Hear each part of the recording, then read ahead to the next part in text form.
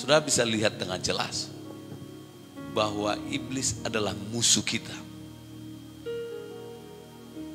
The evil spirit is our enemy. Iblis adalah musuh kita. Dia tidak berpangku tangan. Dia tidak diam. Ia ingin menjatuhkan orang-orang percaya. Memutarbalikkan firman Allah. Supaya, sudah kalian kasih Tuhan. Supaya manusia, orang percaya, tidak taat kepada firman Allah. Iblis akan terus memutarbalikkan, berusaha keras supaya setiap orang Kristen atau orang percaya tersandung dan jatuh dalam dosa. Terpengaruh, hidup dalam kekecewaan dan sakit hati. Dan tidak beribadah kepada Tuhan, tidak menyembah kepada Tuhan, tidak melayani Tuhan. Saudara harus tahu bahwa iblis adalah penipu. Dia tidak perlu ditakuti. Ia sudah kalah, sudah aku kasih Tuhan. Yesus sudah mengalahkannya. Jangan sampai saudara tertipu. Dia harus dilawan. Tidak perlu ditakuti. Karena roh yang di dalam saudara lebih besar daripada roh yang ada dalam dunia ini. Katakan haleluya. Yang membuat, yang menabur hal-hal yang jahat. Iblis menabur hal-hal yang jahat. Sudah bisa lihat di dalam Injil Matius pasal yang ke-13. Injil Matius pasal ke-13. Sudah bisa buka Alkitab saudara, Injil Matius pasal 13.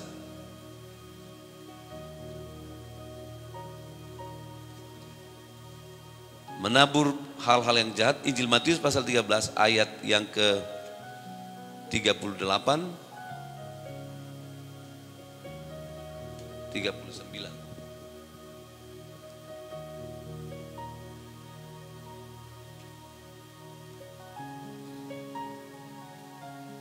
Ayat 38, ladang ialah dunia, benih yang baik itu anak-anak kerajaan, dan lalang anak-anak si jahat. Musuh yang menaburkan benih lalang ialah iblis. Musuh yang menaburkan benih lalang ialah iblis. Jelas bahwa iblis itu menaburkan hal-hal yang jahat. Dia adalah musuh kita. Mengambil yang baik, sudah kalian kasih Tuhan. Sudah perhatikan di ayat yang ke-9.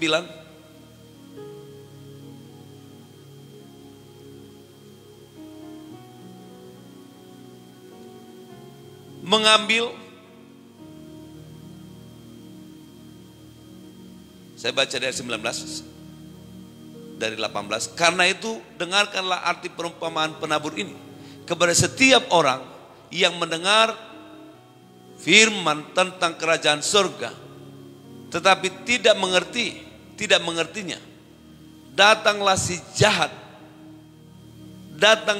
jahat dan merampas yang ditaburkan dalam hati orang itu. Itulah benih yang ditaburkan di pinggir jalan. Datanglah si jahat mencuri, merampas, mengambil benih firman, mengambil, merampas, merampok, mencuri apa yang ada pada setiap kita. Pekerjaan setan itu jelas. Dia mencuri, dia mengambil benih-benih yang baik, menabur hal-hal yang jahat, membunuh, membinasakan, destroy. Steal and kill and destroy. Jelas musuh kita itu melakukan hal-hal yang jahat, mendatangkan penderitaan, mendatangkan penyakit, mendatangkan masalah, membuat mujizat-mujizat palsu, menghalangi Injil, melawan kebenaran, mendakwa, memfitnah, menuduh, menyesatkan, mencobai. Saudara, sudah jelas firman Tuhan memberitahukan kepada kita. Firman Allah memberitahukan dengan jelas kepada setiap kita. Kerjanya mencobai. Tuhan tidak pernah mencobai gerejanya. Dia menguji kualitas iman, kasih, kesetiaan setiap kita. Tapi iblis, dia mencuri, dia membunuh, dia menabur benih-benih yang jahat. Mencobai Yesus. Menipu. Dia datang menawarkan hal-hal yang menarik dan duniawi. Iblis tidak datang menakutkan seperti malaikat terang.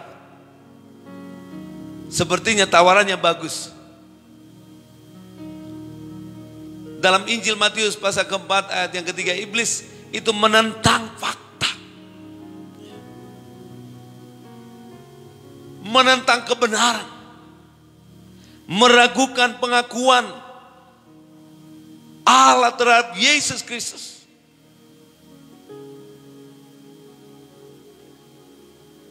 Inilah sifatnya iblis, menentang fakta kebenaran. Tidak mengakui Yesus sebagai anak Allah. Dia datang membawa kebimbangan, keraguan. Membuat orang khawatir, cemas, dan gelisah. Karena benih itu sudah diambil. Lalu manusia atau orang percaya itu mulai ragu, cemas, dan gelisah. Susah tidur, sudah aku yang kasih Tuhan. Dia datang membawa kebimbangan. Ini saudara harus perlu tahu, kita harus tahu. Bahwa iblis itu datang membawa kebimbangan, keraguan, kecemasan. Kalau sudah perhatikan dalam Injil Matius pasal keempat ini, bahwa iblis tidak bisa memaksa, hanya dapat memprovokasi. Iblis tidak bisa memaksa, baik juga Adam dan Hawa. Tidak bisa dipaksa, hanya menawarkan. Iblis tidak bisa memaksa Yesus, tidak bisa memaksa Adam dan Hawa. Tapi iblis menawarkan supaya manusia itu tidak taat kepada firman Allah. Supaya manusia itu bimbang. Dia tidak bisa memaksa saudara untuk melakukan dosa. Dia tidak bisa memaksa kita untuk tidak taat kepada Tuhan. Tapi dia menawarkan sesuatu yang bertentangan dengan firman Allah.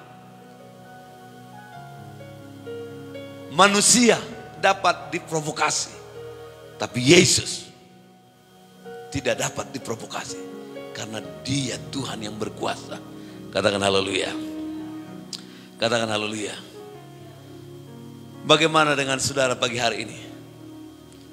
Bukankah sering saudara mempertanyakan Tuhan, kemahakuasaannya, penyertaannya? Benar gak Tuhan menyertai saya? Benar gak Tuhan itu hadir? Benar gak Tuhan itu hadir? Hadir di dalam hidupku, menyertaiku. Benar gak Tuhan membelaku?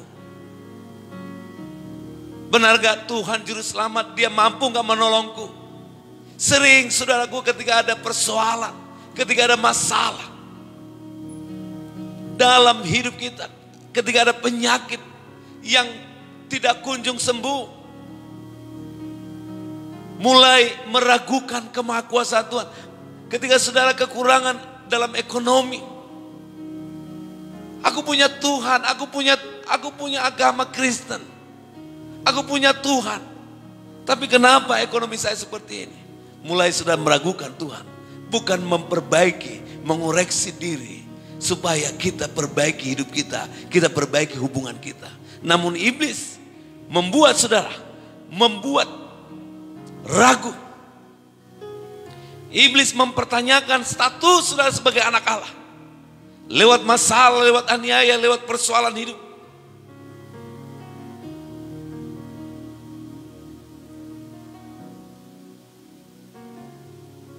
Kita harus menyadari itu selalu kasih Tuhan. Respon Yesus dalam pasal yang keempat ini. Yesus tidak mau berbuat apa-apa yang tidak diperintahkan oleh Bapa di surga. Yesus tidak mau independen.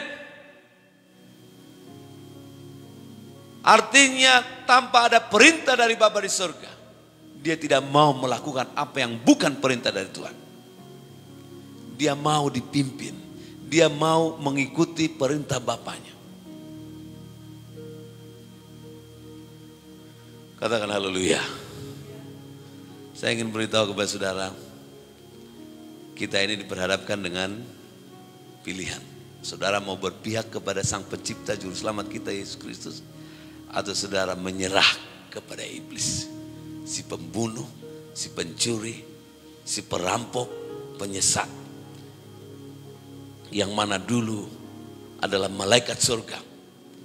Kalau sudah baca dalam Yesaya pasal 14 ayat 12 sampai 15 dan juga Yesaya pasal 28 ayat 11 sampai 19, saya bisa melihat dengan jelas bahwa iblis adalah malaikat, dulunya adalah malaikat surga yang memiliki kedudukan yang tinggi.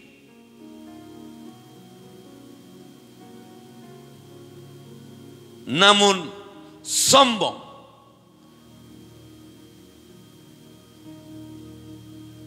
Ada kehendak bebas. Dia memberontak. Aku hendak naik ke langit. Walaupun sudah diberikan kedudukan yang tinggi, iblis memiliki ambisi ingin menguasai tata alam.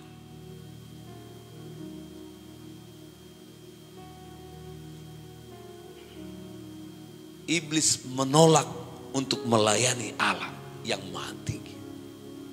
Karena itu hati-hati selalu. Jangan sampai ini juga ada dalam hidup kita. Kita menolak taat kepada firman Allah. Menolak tunduk kepada otoritas Allah. Menolak untuk melayani Allah yang maha tinggi. Tuhan kita yang menyelamatkan kita. Mungkin secara langsung saudara tidak menolak melayani Tuhan. Tapi di dalam hati saudara ada penolakan untuk melayani Tuhan. Karena ada kecewa. Karena ada kepahitan. Karena saudara merasa tidak layak. Saudara tidak mampu. Layanilah Tuhan sesuai dengan talenta kemampuan yang Tuhan berikan kepada saudara dan saya. Katakan haleluya. Katakan haleluya. Lucifer menolak untuk melayani Allah yang maha tinggi. Ia ingin seperti Allah. Ia memberontak melawan Allah. Ia menawarkan dosa kepada manusia dalam bentuk pemberontakan.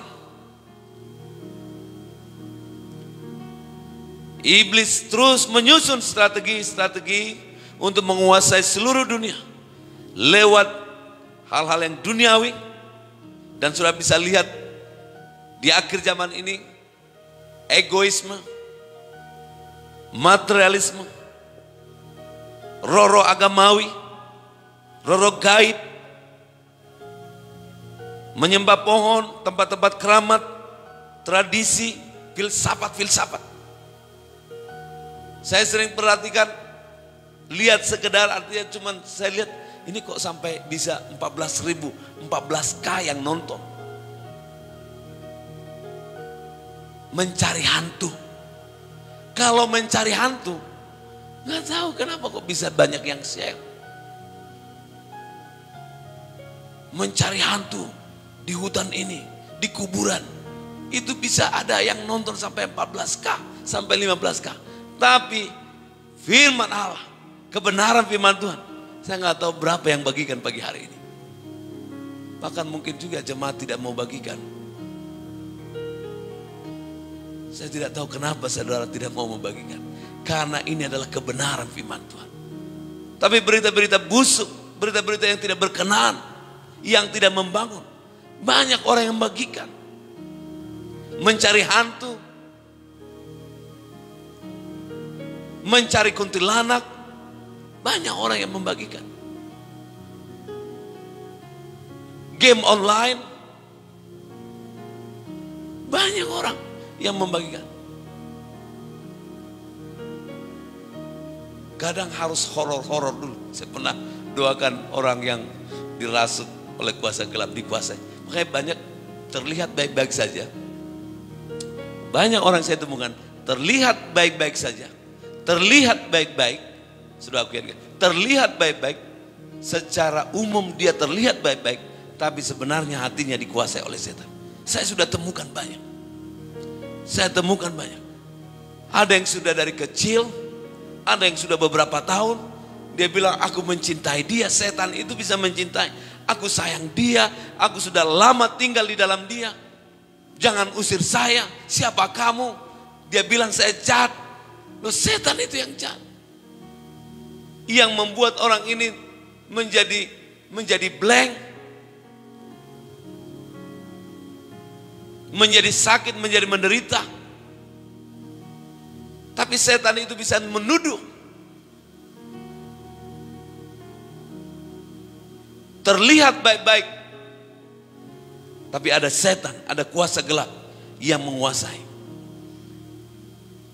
Roh-roh yang merusak di akhir zaman ini. Materialisme agamawi. Fanatik dengan gereja. Tapi bukan pelaku firman Tuhan. Fanatik dengan logo gereja. Tapi tidak cinta Tuhan. Pakai kalung salib. Fanatik dengan pendetanya. Tapi tidak cinta kepada Yesus. Mengerikan saudaraku yang kasih Tuhan. Karena itu kita harus lawan. Iblis, pembunuh, pendakwah, si ular tua dalam Wahyu pasal yang ke-12 ayat yang 9 dan 10 saudara bisa lihat itu. Banyak sebutan-sebutan terhadap iblis, si ular tua, pendakwah, penyesat, pencuri, pembinasa keji, penggoda, pendurhaka. Kita harus lawan. Ini adalah musuh kita. Ini adalah destroyer yang harus kita lawan. Katakan haleluya. Jangan beri kesempatan kepada iblis. Banyak anak-anak Tuhan, banyak anak-anak remaja yang bermasalah hidupnya. Banyak rumah tangga yang bermasalah. Karena pekerjaan setan. Memang tidak kelihatan saudaraku yang kasih Tuhan. Tadi saya sudah katakan tidak kelihatan. Tidak kelihatan dia. Tapi kerjanya merusak, memprovokasi, menghancurkan. Karena itu saya ingin mengajak saudara, jangan beri kesempatan kepada iblis. Jangan beri kesempatan kepada iblis. Jangan mau diprovokasi. Jangan buka hatimu, telingamu kepada iblis. Lawan dia dalam nama Yesus. Katakan haleluya. Jangan beri kesempatan. Efesus pasal yang keempat ayat 27. Jangan beri kesempatan kepada iblis. Catat baik-baik.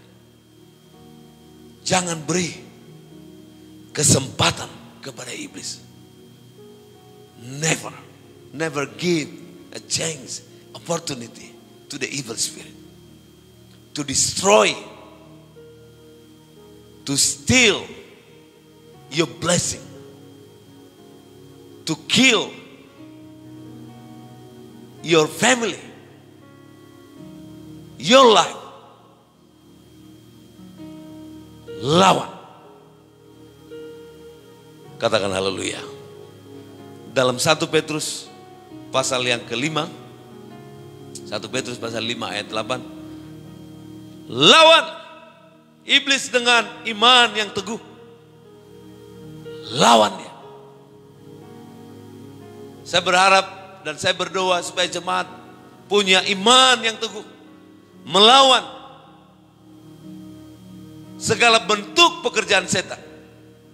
Segala bentuk tawaran-tawaran dari iblis. Tolak dalam nama Yesus. Tolak tawaran-tawaran dari iblis yang masuk lewat pornografi. Yang bisa merusak kehidupan anak bangsa. Merusak kehidupan anak Tuhan. Merusak kehidupan orang percaya. Merusak rumah tangga-rumah tangga.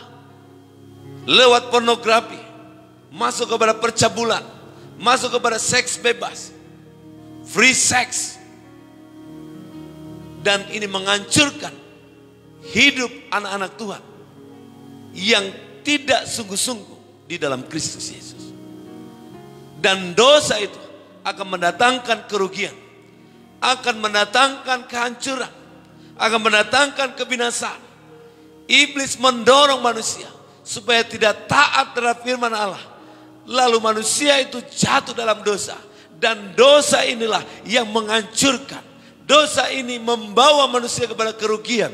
Dosa ini membawa manusia kepada kekacauan. Membawa manusia tidak tepat sasaran.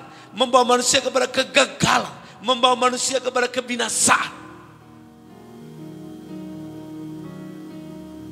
Jangan beri kesempatan kepada iblis.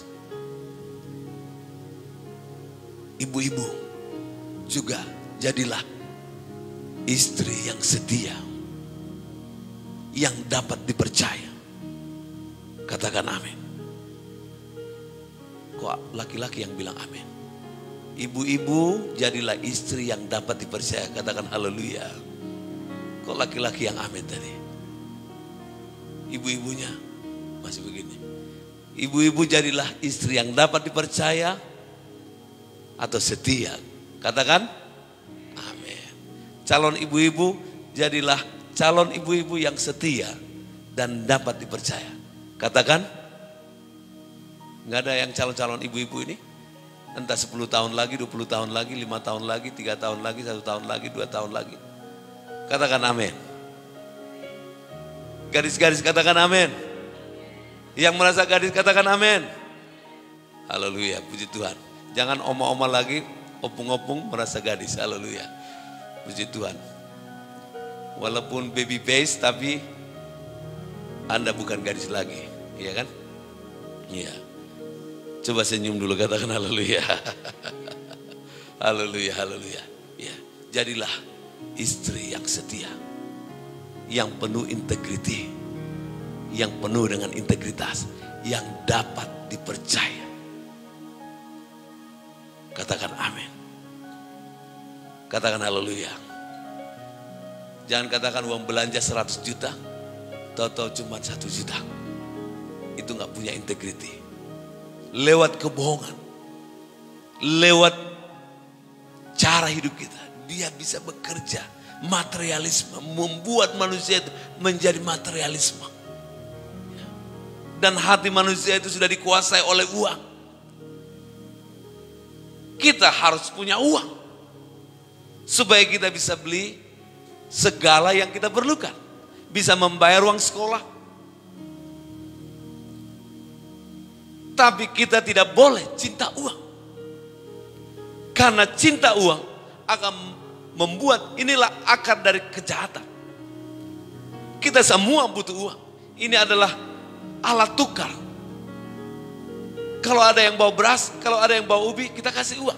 Dia butuh uang, kita butuh ubi. Ini untuk membeli kebutuhan-kebutuhan kita. Tapi jangan cinta uang. Jangan fokus hidup kita hanya uang. Tapi fokus kita adalah Yesus. Katakan haleluya. Karena aku adalah milik Yesus. Saya hidup untuk Yesus. Hidup untuk melayani Tuhan. Katakan amin.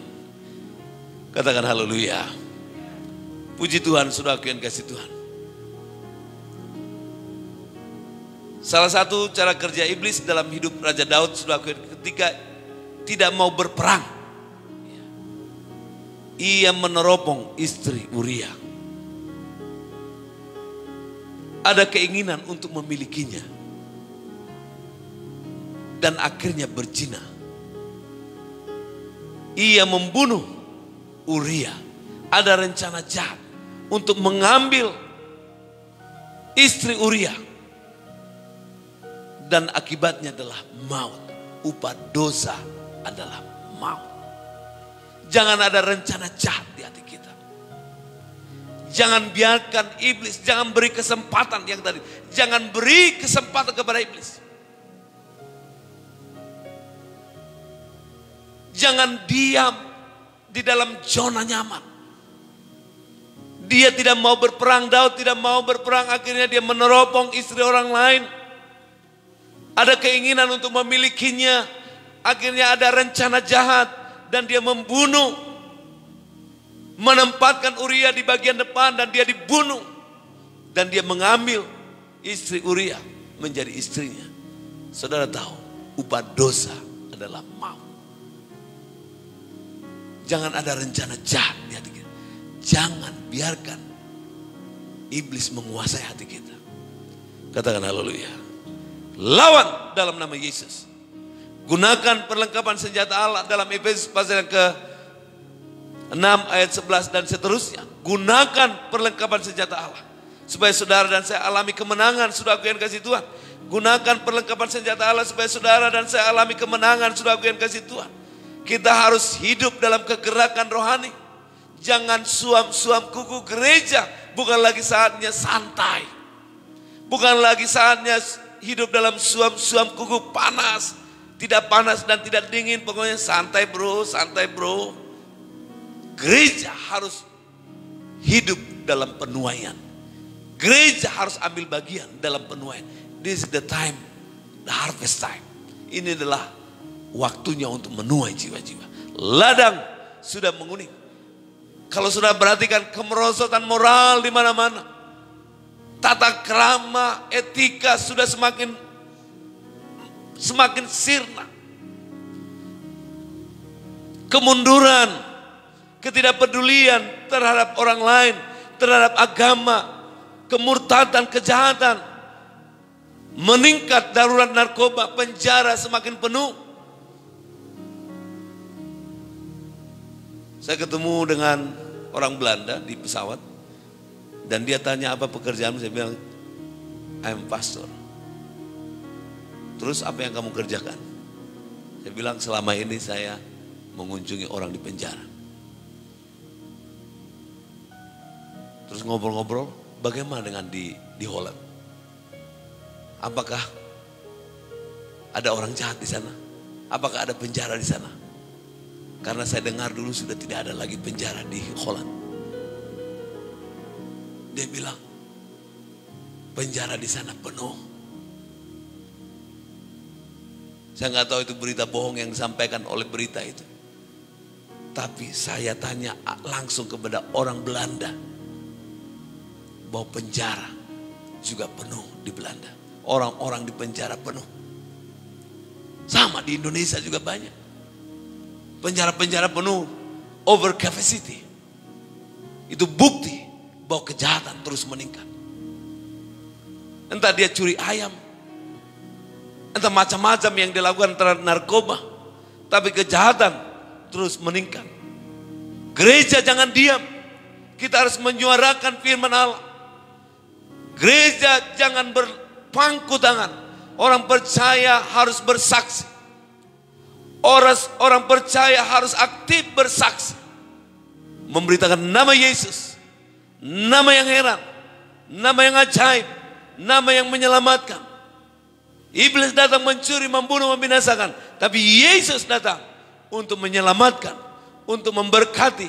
Untuk menyembuhkan. Untuk memulihkan. Itu pun orang masih banyak yang ragu. Masih percaya kepada iblis. Iblis itu pembohong. Dia tidak punya apa-apa. Iblis itu miskin. Dia pendusta. Iblis itu hanya mengaku bahwa dunia ini adalah miliknya setan. Dunia dan segala isinya, surga, bumi dan segala isinya adalah milik Tuhan Yesus Kristus. Katakan haleluya. Katakan amin. Saudara harus klaim itu. Jangan setan yang klaim. Jangan iblis yang klaim. Saudara yang harus klaim, saudara yang kasih Tuhan. Iblis itu suka klaim bahwa dunia ini adalah milik setan. Iblis itu nggak bisa apa-apa, nggak bisa menyelamatkan, nggak bisa memberi kekayaan. Tapi masih banyak juga orang yang pergi ke Gunung Kawi, ya, meminta kekayaan, beri kami kekayaan. Akhirnya dia minta tumbang. Tapi Yesus memperkaya setiap kita. Dia tidak minta apa-apa selain saudara setia, taat dan setia kepada Yesus Kristus Tuhan kita. Katakan haleluya. Katakan amin. Haleluya. Haleluya. Saudara harus lawan segala tipu muslihat dari iblis. Kita dalam peperangan setiap hari. Kita hidup dalam peperangan. Setiap hari kita harus lawan segala tipu muslihat, segala pemerintah, melawan pemerintah, penguasa, penghulu dunia yang gelap ini, roh-roh jahat, panah-panah api jahat. Lawan segala bentuk kelicikan dari iblis yang membuat orang fanatik dengan gereja namun tidak cinta Tuhan. Sudah lihat banyak orang yang fanatik dengan gerejanya, dengan pendetanya, tapi tidak cinta Tuhan. Jangan sampai lempar gereja, aku siap mati demi gereja. Dulu kita seperti itu, saya seperti itu. Tapi hidupnya gak beres, hidupnya duniawi. Padahal kita tahu bahwa iblis itu adalah penipu, pembohong, penyesat, pembunuh manusia. Yang mendakwa, menuduh orang-orang percaya. Kalau saya biarkan iblis dan saya akhirnya percaya apa yang iblis katakan, saya bisa lemah, saudara. Saya pernah mendoakan, ini kalau masih ingat Bapak Ibu Saudara, di waktu gereja kita masih di Subung, di ruko yang di Subung, saya mendoakan satu anak muda namanya Chris. Saya mendoakan dia, dan waktu itu dia rebah, saya doakan lagi. Dia bilang begini, "Hei," dia bilang, "kamu tidak mampu mengusir saya. Kekuatanmu tidak mampu mengusir saya." Itu didengar oleh jemaat. Iya. Jemaat juga mungkin entah dia ciut atau bagaimana. Wah, kalau jemaat saya, gembala saya sudah dia bilang nggak mampu, apalagi kita. Iya kan? Pasti ada pemikiran jemaat seperti itu. Saya bilang, setan pembohong, keluar! Keluar dalam nama Yesus. Jangan percaya dengan omongan setan. Jangan percaya dengan setiap tuduhan. Kalau ada perkataan atau bisikan-bisikan kamu ini tidak punya masa depan, dalam nama Yesus, ini bukan dari Tuhan, aku punya masa depan yang penuh harapan. Keluar segala sesuatu yang bukan dari Tuhan, yang mengganggu pikiranku. Demi nama Yesus, aku punya masa depan. Karena itu kalau sudah nggak punya firman, sudah bisa ditipu. Karena itu firman itulah senjata kita. Saudara, untuk melawan iblis butuh firman. Katakan haleluya.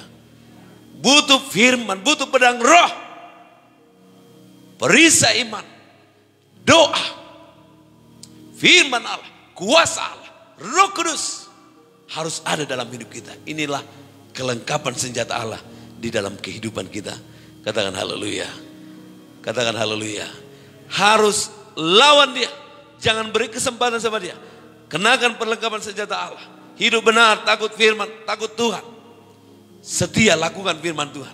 Jangan saudara mau diprovokasi. Jangan mau saudara dilemahkan. Jangan mau dikacaukan. Jangan biarkan dia mengacaukan saudara. Jangan biarkan setan itu mengacaukan hidup saudara. Dia hanya bisa mengacaukan. Tapi Yesus datang untuk memulihkan, memberkati, bahkan memberikan Roh Kudus kepada setiap kita. Supaya kita menjadi anak Tuhan yang cerdas. Roh Kuduslah yang mengajar. Roh Kudus yang memberikan inspirasi-inspirasi. Ketika saudara punya bisnis, ketika saudara punya usaha, ketika saudara punya pergumulan, ketika saudara melanjutkan pendidikan saudara, Roh Kudus akan mengedukasi saudara. Roh Kudus akan mengajar saudara, memberikan inspirasi, hal-hal yang inovatif. Dia akan mengedukasi saudara, mengajar saudara, menjadi orang yang luar biasa dan menjadi berkat untuk kemuliaan nama Tuhan. Katakan haleluya. Menjadi istri yang penuh kasih, menjadi istri yang penuh kuasa, menjadi istri yang penuh kasih sayang kepada anak-anaknya, menjadi istri, menjadi seorang ibu yang kuat di dalam kekuatan kuasa Tuhan. Nggak dikit-dikit lemah, nggak dikit-dikit lemah, susah tidur, khawatir, cemas, gelisah, tapi kuat di dalam kekuatan kuasa Tuhan. Katakan haleluya. Kalahkan dia, lawan dia dalam nama Yesus. Saudara adalah orang yang penuh Roh Kudus, dan Roh Kudus, Holy Spirit, sudah ada dalam hidup kita. Siap menolong, siap menguatkan. Dia adalah parakletos kita yang memberi semangat. Kalau manusia tidak memberi semangat, apresiasi bagi saudara. Tapi Roh Kudus mengapresiasi, memberikan suatu apresiasi, memberi semangat, dorongan, kekuatan bagi setiap kita. Tepuk tangan buat Tuhan kita Yesus Kristus. Luar biasa. Dia memberikan penolong. Dia yang akan menyingkapkan, menginsapkan. Kalau ada yang kita lakukan tidak benar hari ini, Roh Kudus ingatkan kita. Sepertinya kamu sudah mulai keluar dari rencana Allah. Roh Kudus ingatkan. Apa yang kamu lakukan hari ini tidak benar di hadapan Tuhan. Roh Kudus membuat kita bertobat setiap hari. Ingatkan kita, menyadarkan kita. Kamu gak boleh bergosip. Kamu gak boleh menipu. Kamu anak Tuhan. Kamu gak boleh selingkuh. Gak boleh cabul. Gak boleh zina. Gak boleh tipu-tipu, gak boleh bohong. Roh Kudus ingatkan kita. Kalau kita sadar, kita peka, kita minta ampun, kita perbaiki hidup kita. Kamu harus hidup dalam kekudusan. Kamu harus takut Tuhan. Kamu harus setia. Kamu harus taat. Itulah pekerjaan Roh Kudus. Membawa kita taat, menyembah kepada Yesus. Taat kepada setiap perintah Tuhan Yesus. Kalau kita pilih taat, maka berkat menjadi bagian kita. Kalau kita pilih tidak taat, waduh, sudah banyak contoh-contoh dalam Alkitab. Yunus,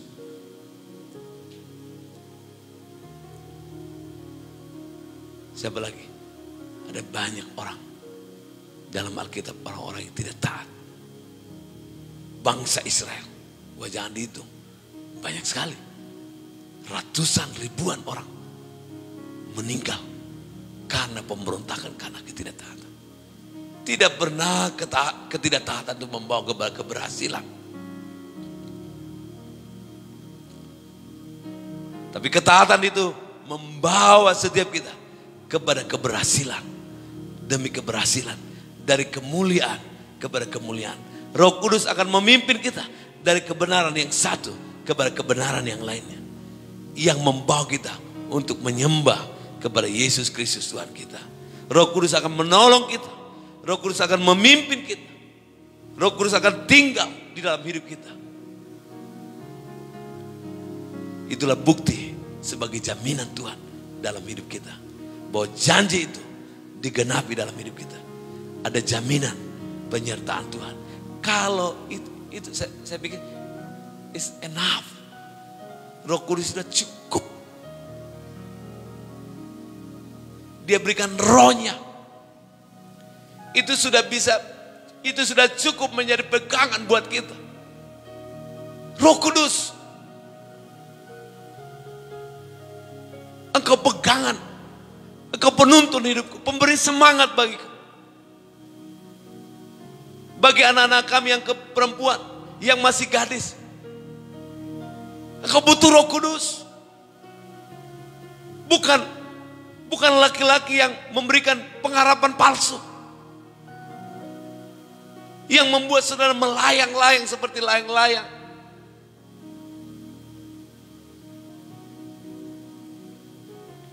Dan ketika engkau disanjung, diberikan pengharapan-pengharapan yang palsu, akan kuambilkan bulan untukmu. Itu impossible. Tidak akan mungkin. Saudara tidak perlu dihibur oleh laki-laki pemberi harapan palsu. Saudara butuh Roh Kudus. Katakan haleluya. Haleluya. Haleluya. Haleluya. Itu hanya gombal. Itu hanya gombal. Pepatah-pepatah dunia itu jangan apa pantun-pantun atau pepatah atau apa namanya itu. Ya, puisi. Oh ya, puisi. Iya, puisi. Yang ada katakan seperti ini. Tanam bunga di samping pagar. Tanam cinta di samping belajar. Masih SMP. Udah bonceng-boncengan. Seperti ini.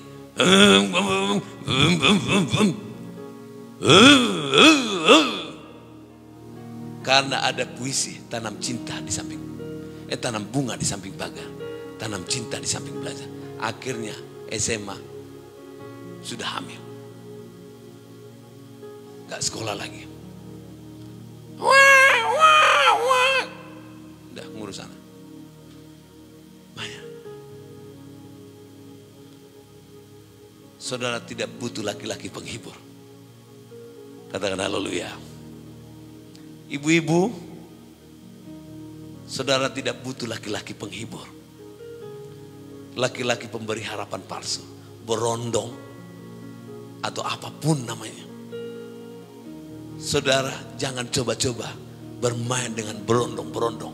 Atau apa namanya istilahnya itu. Cokolato, berondong. Mau apapun namanya itu. Saudara butuh Roh Kudus. Katakan haleluya. Saudara tidak butuh laki-laki penghibur. Saudara butuh Roh Kudus.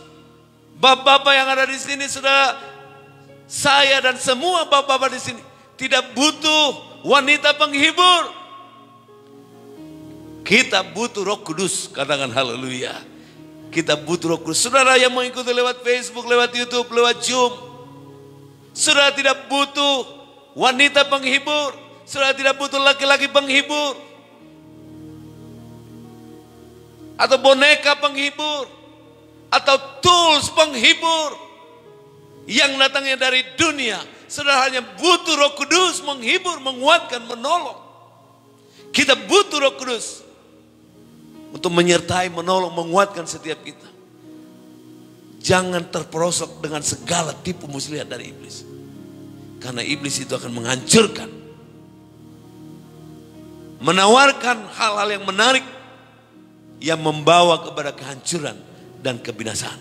Tapi Yesus datang membawa keselamatan, memberikan keselamatan, memberikan pemulihan, memberikan mukjizat, dan hidup kekal bagi setiap kita. Kiranya firman Tuhan menolong saudara. Kenakan terus perlengkapan senjata Allah. Jangan menjauhkan diri dari pertemuan ibadah kita seperti yang dilakukan oleh beberapa orang. Dalam Ibrani pasal 10 ayat 25. Jangan menjauhkan diri. Karena di dalam ibadah itulah saudara kembali diingatkan, disadarkan, dilawat oleh Tuhan, alami hadirat Tuhan. Dan di situ sudah diberkati. Makanan minumanmu diberkati oleh Tuhan. Do not compromise with sin anymore. Jangan kompromi dengan dosa lagi. Tinggallah di dalam Yesus. Haleluya, tinggallah di dalam Yesus. Dan Dia tinggal di dalam kita, melekat dengan Yesus Kristus Tuhan kita. Katakan haleluya.